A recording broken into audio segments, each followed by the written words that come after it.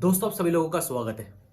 दोस्तों, मनुष्य को रहने के लिए जो धरती है हमारी, ये जो यूनिवर्स है, ये कितना ज्यादा हमारे अनुकूल है। सारी चीजें इतने ज्यादा सिस्टमेटिक तरीके से काम कर रही हैं। लगता है किसी न किसी बहुत ही इंटेलिजेंट गॉड ने अपने हाथों से मनुष्य के लिए सारी चीजें बनाई हैं। सारी चीजें इतनी ज्यादा परफेक्ट तरीके से काम कर रही हैं। हम सभी को ऐसा लगता है कि ये जो सारी चीजें हैं किसी न किसी गॉड ने बनाई होंगी हमारे लिए। और ये जो बात है, इस बात को आज दुनिया का हर व्यक्ति मान कर चलता है। इवन जो धर्मगुरु हैं वो इस चीज का प्रचार प्रसार भी बहुत ही जोरों शोरों से करते हैं। तो आज के इस वीडियो में हम डिस्कस करने वाले हैं कि जो हमारा यूनिवर्स है, क्या ये सच में किसी न किसी गॉड ने बनाया है?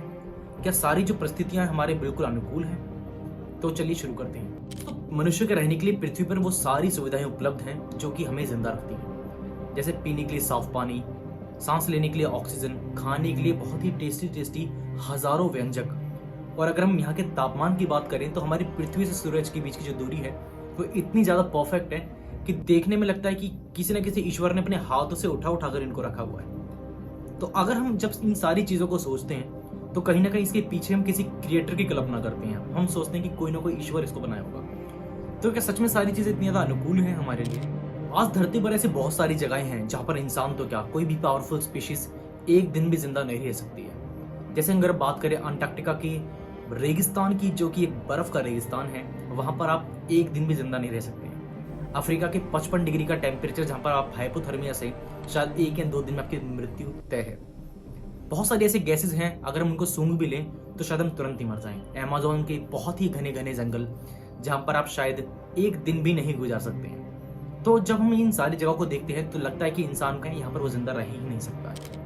दोस्तों, पृथ्वी के ओरिजिन से लेकर आज तक पृथ्वी पर लाखों करोड़ों स्पीशीज आई और वो पूरी की पूरी आज विलुप्त हो चुकी हैं। उनके विलुप्त होने का कारण कुछ भी हो सकता है। हो सकता है कि पृथ्वी का जो तापमान है वो ना झेल पाए हो, वो उनके अनुकूल ना हो सकता है उनको खाने के लिए खाद्य पदार्थ पर्याप्त मात्रा में ना मिल पा रहा। कारण कुछ भी हो, लेकिन ये सच है कि पृथ्वी पर हजारों लाखों स्पीशीज आई और वो बिल्कुल विलुप्त हो चुकी हैं। अगर हम आज के संदर्भ में बात करें तो वैज्ञानिकों का अनुमान है कि आने वाले 50 से 100 सालों के अंदर पृथ्वी का जो तापमान है वो इतना अधिक बढ़ जाएगा कि मनुष्य प्रजाति शायद अपने आप को बचाने में सक्षम ना हो। सारी मनुष्य जो प्रजाति है वो विलुप्त ही हो जाए। लेकिन ऐसा होना अभी तो इम्पॉसिबल है, क्योंकि जो विज्ञान है वो इतना तो सक्षम हो चुका है कि वो ऐसी जो परेशानियां हैं उनको झेल पाए। लेकिन ऐसी बहुत सारी घटनाएं हैं जो इस यूनिवर्स के अंदर घटती रहती हैं। हमारी पृथ्वी के ऊपर ऐसी बहुत सारी घटनाएं हैं जो हमेशा 24 घंटे हमेशा कहीं ना कहीं होती है, जो हमें दिखती नहीं है। लेकिन इसका मतलब ये नहीं है कि हमारी पृथ्वी बिल्कुल परफेक्ट है और ये सारी चीजें हैं बिल्कुल सिस्टमेटिक तरीके से काम कर रही हैं। दोस्तों, सारी बात केवल पृथ्वी पर समय की परिस्थिति के ऊपर निर्भर करती है। आज वो हमारे अनुकूल है तो आज हम जिंदा हैं। कल शायद वो हमारे अनुकूल नहीं होंगी तो हमारी जो प्रजाति है वो पूरी की पूरी विलुप्त हो जाएगी और हमारी जगह कोई और इंटेलिजेंट सभ्यता निवास करेगी जो उस समय के जो परिस्थितियां होंगी उसके हिसाब से नेचर में सर्वाइव कर रही होगी। और जब वो भी सर्वाइव नहीं कर पाएंगी तो वो भी विलुप्त हो जाएंगी और कोई और स्पीशीज इस धरती पर जन्म लेगी। तो दोस्तों, ये साइकिल तो हमेशा चलता ही रहेगा। कुल मिलाकर यह है कि धरती पर अभी सारी चीजें हमारे जीने के लिए और सर्वाइव करने के लिए बिल्कुल परफेक्ट बनी हुई है। लेकिन आने वाले समय पर यूनिवर्स की किसी भी घटना की वजह से अगर हमारी पृथ्वी की परिस्थितियों में चेंज आता है और वो बदलाव हमारे इंसानों के फेवर में नहीं होता है तो हम लोग विलुप्त हो जाएंगे।